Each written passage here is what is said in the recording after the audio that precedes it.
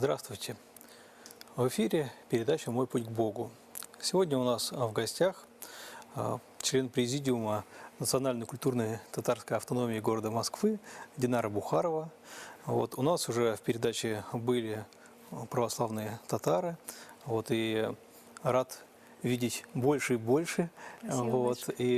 Расскажите, с чего, собственно говоря, начался ваш путь, корнях, и как вы нашли свою дорогу к храму?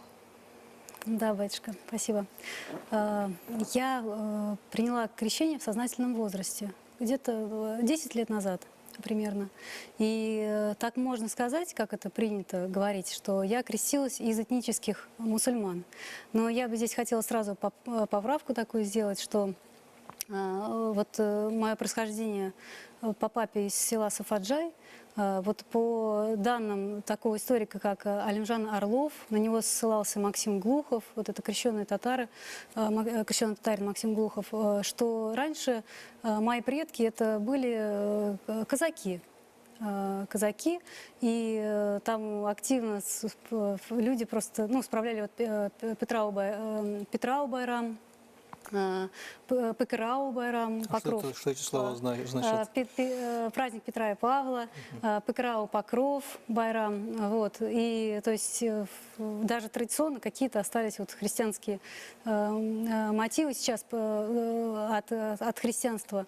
Почему? Потому что отпали в ислам. И об этом даже, я бы сказала, забыла. Даже есть по преданиям, что у нас осталось предание, что церковь была у нас в селе Сафаджай, и что разверзлась земля, и церковь была поглощена. И как-то так оправдывают наши татары, что они ушли, отпали в ислам сейчас. Но у нас как-то историю, к сожалению, мало кто знает, и мало кто интересуется, но, может быть, сведений маловато. Поэтому, когда я приняла святое крещение, как-то я сама этих моментов еще не знала.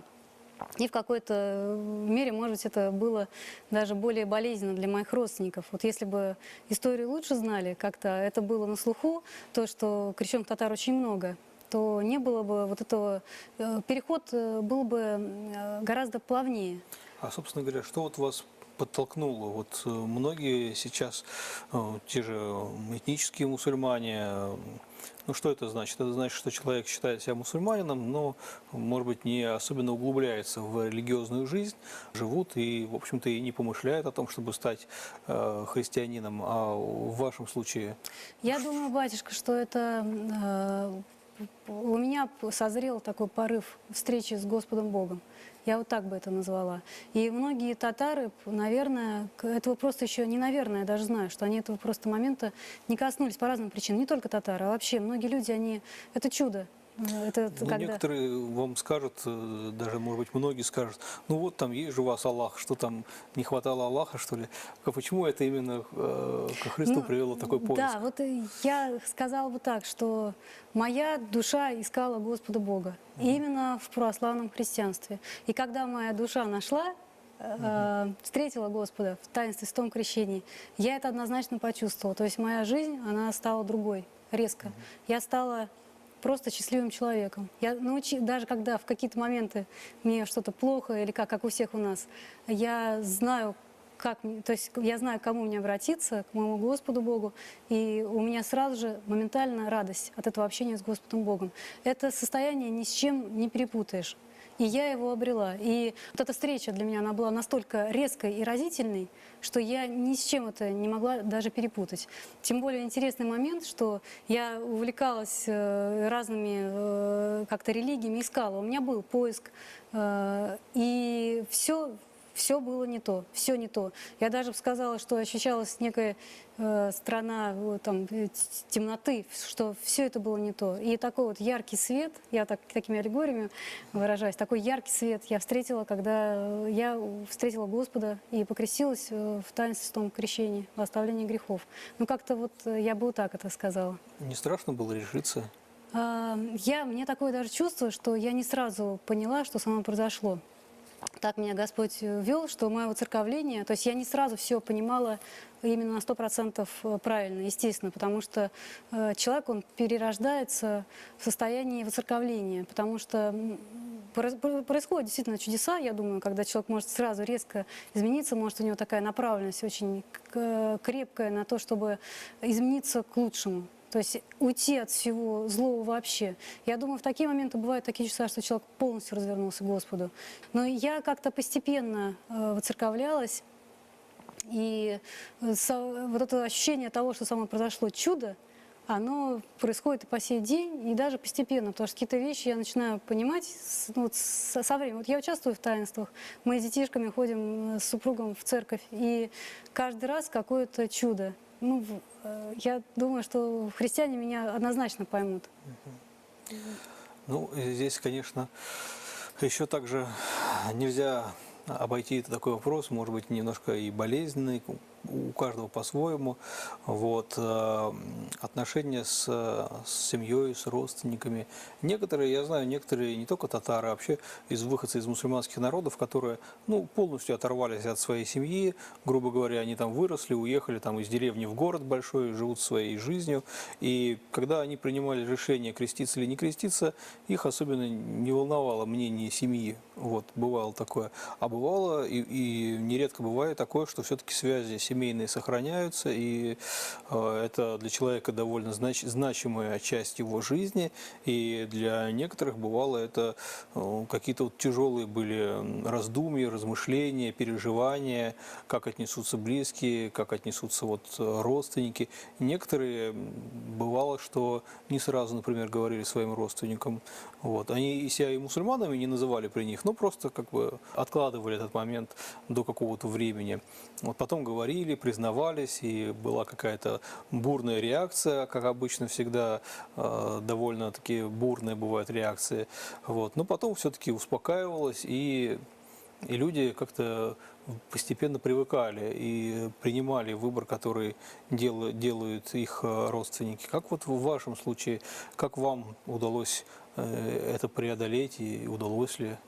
Да, батюшка, действительно, мои родственники восприняли необычный. Наверное, сразу тоже не сразу все поняли, что произошло. Почему? Потому что чисто по-человечески, конечно, мои папы, мамы как-то не понимали, что это мой личный выбор. Но проблема была в другом, что на моих родителей еще давит общественность. И та среда, в которой мы живем, вот этот был ключевой момент, который много чего, наверное, подпортил.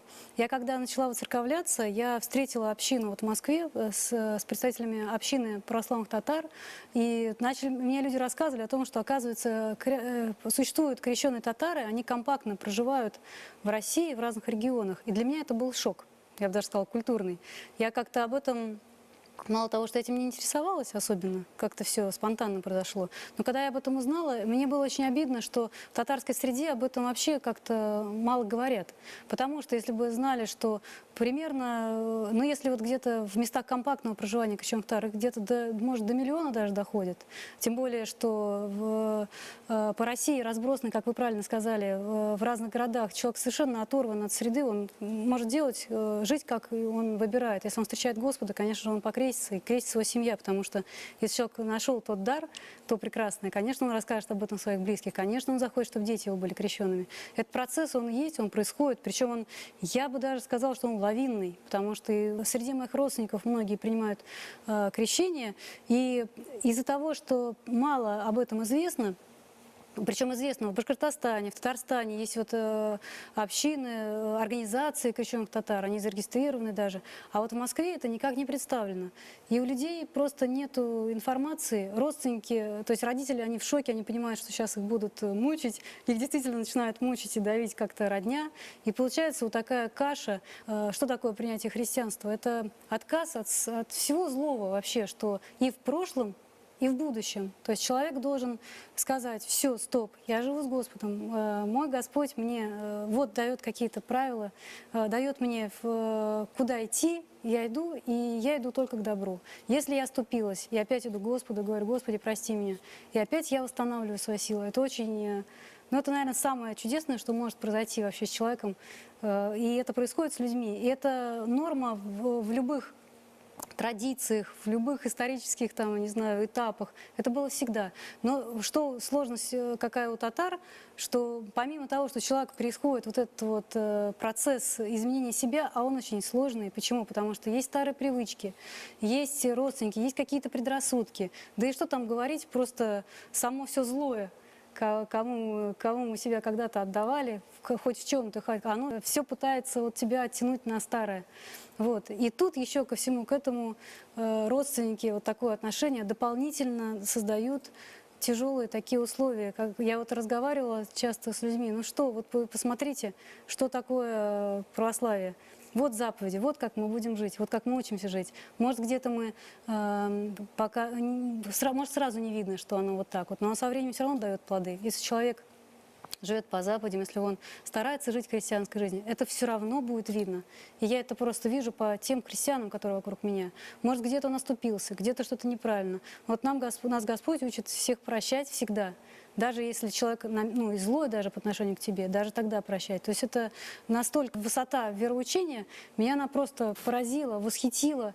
Могу сказать, что она меня восхищает до сих пор.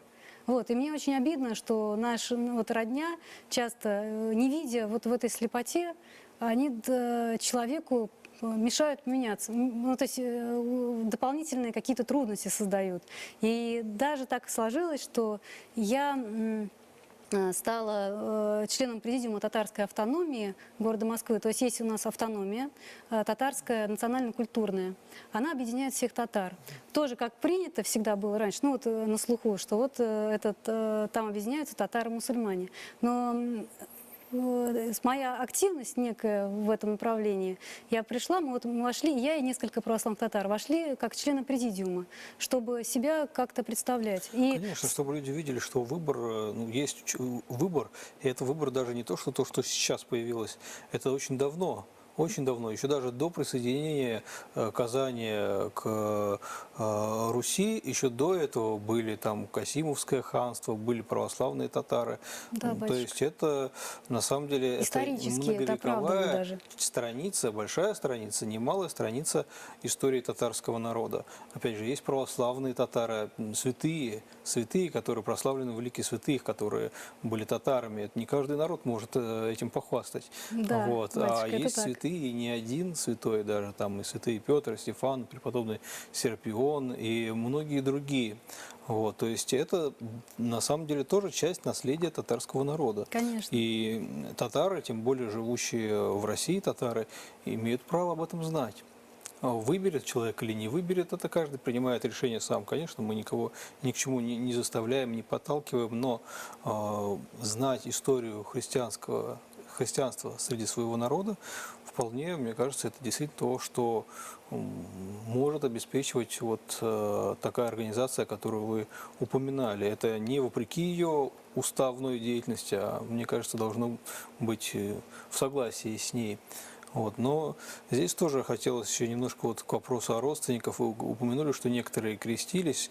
Вот. Тоже хотел бы здесь, может быть, тоже так вот подчеркнуть, потому что, может быть, некоторые из тех, кто нас сейчас смотрит, нас смотрят не только православные христиане, может быть, сами испытывают интерес к христианству, к православию. И, может быть, сейчас тоже они задумываются о том, что там, как отнесутся родственники. Я знаю, что общался с многими бывшими мусульманами, не обязательно татарами, вот, и не обязательно этническими, и религиозные были, которые становились христианами, и они, конечно, свидетельствовали о том, что очень часто был некоторый такой страх, что как же я буду один, я буду оторван. Вот. И иногда в первое время действительно подобное происходило. Но потом, как ни странно, а может быть и совсем не странно как раз-таки, потом все-таки потихонечку кто-то и другой из семьи принимал православие. И еще, и еще. Я знаю там одного священника татарина, который там сначала его, так сказать, негативно семья отнеслась, а потом все, там 30 человек родственников, все приняли. Не сразу, не в один день. Кому-то нужно было долго идти к этому. Заняло годы. Но люди видят, как христианство меняет человека. И не один, много бывших мусульман мне говорили, что их родственники по прошествии нескольких лет говорили, что мы видим, что христианство тебя изменило, и мы не можем сказать, что оно изменило тебя к худшему. Поэтому мы не можем теперь сказать, что это плохо, тот путь, по которому ты идешь, это плохо. Вот. А некоторые задумывались и о том, чтобы и самим стать, конечно, частью того ковчега спасения, который Господь создал на земле в виде церкви. Я бы хотел немножко еще спросить вас о православной татарской общине, которую вы упомянули. Давайте. Я со своей стороны имел честь быть, так сказать, присутствовать при, может быть, первых шагах вот в Москве этой общины, которую вот отец Даниил Сысоев начинал создавать. Ну, я помню самый первый молебен на татарском языке, который у нас проходил по благословению священноначалия. Вот, и, хотя не очень много людей тогда сразу на первый молебен собралось, но было такое очень трогательное чувство единения. Вот, и затем это продолжилось, и слава Богу, вот, несмотря на то, что уже отца Даниила 7 лет с нами нет, тем не менее, жизнь общины продолжается, молебны продолжается. Может быть, вы пару слов могли бы рассказать об этом? Да, батюшка, конечно.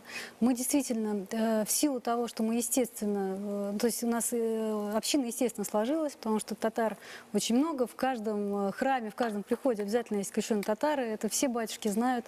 Но так получилось, что центром нашего такого общения, как в церкви, как приход, стал храм апостола Фомы на Кантемировской. Вот. А центром такой, как организационный, такой более светской, что ли, это татарский центр, Малотатарский переулок, дом 8. Вот. То есть и мы проводим мероприятия, и будем проводить. И сейчас вот как-то и приходим туда, и нас уже знают, и нас хорошо принимают, и по-доброму к нам относятся в татарском центре. Ну а в нашем вот храме периодически мы продолжаем проводить молебны на татарском и церковно-славянском языках. И вот буквально недавно, примерно неделю назад, мы провели тоже вот молебен. Пришло очень много крещенных татар, причем как вот этнических крещенных татар, крещен, и новокрещенных. Потому что мы объединяем всех, мы как-то вот, мы объединены православной верой, это самое главное. И в том числе было такое новшество, новинка такая, мы провели панихиду по православным ханам татарам. По Кубрату, Аспаруху, его сыну, там, Семену Бабатовичу там, и другим. Почему? Это вообще такой вот интересный даже шаг. Даже мало того, что мы молились, как за христиан, потому что мы и должны это делать. Мы еще, это напоминание такое людям, что христианство традиционно для татар и для предков татар. И что когда вот говорят татары часто, даже которые не являются мусульманами, что вот ты предала религию предков и так далее. Я лично отвечаю, что я не предала религию предков, я вернулась к религии предков. Вот. И как-то это говорю. Раньше я могла как-то я тушевалась сразу, как правда, как будто вот как-то. А сейчас прошло время, вот вы меня спрашивали, как это все вот в среде в нашей происходит. Проходит время, несколько лет может. Да, сначала какие-то моменты, они неприятные у родственников. И я как раз пытаюсь с нашей общиной сделать так, чтобы этот момент был смягчен. Чтобы люди узнали о том, что крещенных татар очень много. И те татары, которые говорят, вот мы сейчас станем русскими, там вот есть такой вот национальный подход. Хотя религия христианская, она не национальна, нет ни эллина, ни иудея.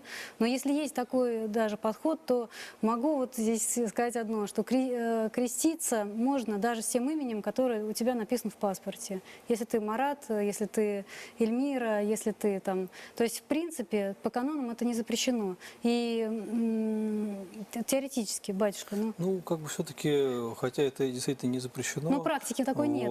Но мне кажется, та практика церковная, которая предполагает, что человек, получая в крещении новое имя, позволяет ему получить нового небесного покровителя, пережить с новой стороны для себя то, что он входит в церковь, Да, начинает с новой страницы, начинает свою жизнь. Это не какое-то ущемление его национального имени, тем более, что никто в церкви не требует идти и внести изменения в паспорт после крещения. Национальное имя-то у человека остается. Вот. Но лишать, мне кажется, все-таки лишать человека возможности именно войти вот в эту многовековую традицию церкви, которая предполагает ощущение действительно переживания нового человека, как человека, который вступил в новую страницу, стадию своей жизни, в новую жизнь со Христом и при этом получил и небесного покровителя. Вот. Мне кажется, что это вряд ли будет проблемой на самом деле. Я сколько общался тоже там и с православными кабардинцами, там, и с дагестанцами. Вот, собственно, наречение имени это как раз это не последнее, что может быть беспокоит, на самом деле вообще не беспокоило их. Или их родственников, или их знакомых. Люди чего боялись? Боялись, ну, во-первых, утраты языка, ассимиляции, утраты культуры, так сказать. И вот в этом отношении христианство нисколько не смущает и не стесняет национальную идентичность человека. Более того, интересно наблюдается такой феномен, я, по крайней мере, знаю нескольких таких вот среди своего круга людей, которые, когда они были не православными, не христианами, они хуже знали свою культуру, историю своего народа и даже язык, чем когда они стали православными Да, христианами. батюшка, это совершенная, стопроцентная правда. И я знаю как раз именно тех татар православных, и у меня та же самая ситуация, которые, можно сказать, вернулись к традициям своих предков, если уже об этом говорить, именно за счет христианства. То есть христианство не заставляет ассимилировать татар в русской среде. Христианство, оно наоборот, могу даже здесь сказать, что оно как-то просветляет ум. То есть и даже по себе я это чувствовала и видела. Ум просветляется, человек как-то открывается каким-то, лучше становится память, я не знаю, желание что-то изучить. Я действительно стала много чего изучать. И свои традиции, культуры, истории своего народа в том числе. Это чистая правда. Поэтому те, кто говорят, что вот мы стали христианами и примем религию русских, и теперь мы стали вот русские, могу сразу сказать, что это полная неправда. То есть это совершенно наоборот. То есть если хотите вы стать больше татарином, вы становитесь христианином, и у вас появится столько сил и возможностей узнать о себе. Вот приходите в нашу общину вот, православных татар и пообщайтесь, насколько это люди образованные, интересные. Чем еще интересные? Потому что человек прошел через определенные сложности, трудности, и он выстоял в этом, да, и он укрепился. И, как правило, люди, вот вся эта ситуация заставляет их как-то себя больше преодолевать, и как-то люди становятся, ну, как-то они сами по себе очень интересные. Вот я вот так бы даже сказала про наших татар-христиан. Здесь, кстати, можно даже такой вот просто небольшой пример показать, что в исламе там, мусульманин, он может молиться только на арабском языке, независимо от того, понимает он его или не понимает, знает его или не знает.